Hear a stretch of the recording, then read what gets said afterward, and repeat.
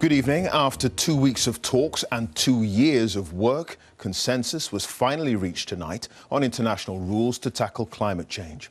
Nearly 200 countries overcame political divisions to support the implementation of the 2015 Paris Agreement.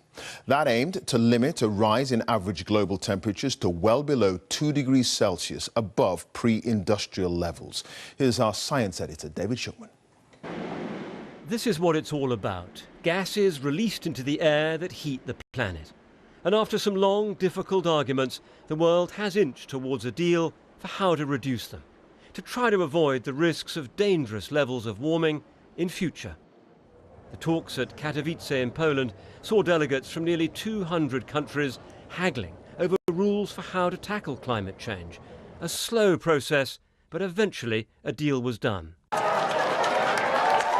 The Polish official chairing the talks was incredibly relieved. He was urged to take a bow. But there are questions about what's actually been achieved. The big challenge is that many countries, including Poland, rely on highly polluting fuels like coal. Thousands of jobs depend on them. Some campaigners say a few governments dragged their feet, but others are pleased to have got this far. We've seen countries come together, they've responded to the science, they haven't done enough, but they have done what's possible here. They've lent in, they've agreed some rules, and they've set themselves a job to go home and do more and work out what they're going to do, engaging with their citizens, their businesses, their investors to say, how can we take more climate action? The hope is for a transition to cleaner forms of energy like solar power. The deal in Poland may encourage that. The world is responding to the threat of global warming, but not nearly with the speed that scientists say is needed.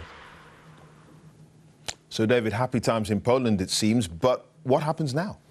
Well, all this has just broken really in the last hour or so, and I think when the dust settles, we'll see one very significant thing, which is that for the first time, the countries of the world have a rule book, a common set of guidelines for how to cut their greenhouse gases, how to declare them, how to verify them. That's a really key point, to check that what countries promise to do, they actually do. The Chinese were worried about that being too intrusive, but Britain and other countries really wanted something robust there. So that's been agreed.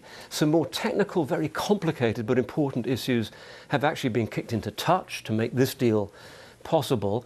And I guess the really key thing in the coming years is the test of this is to see actually do greenhouse gas emissions fall.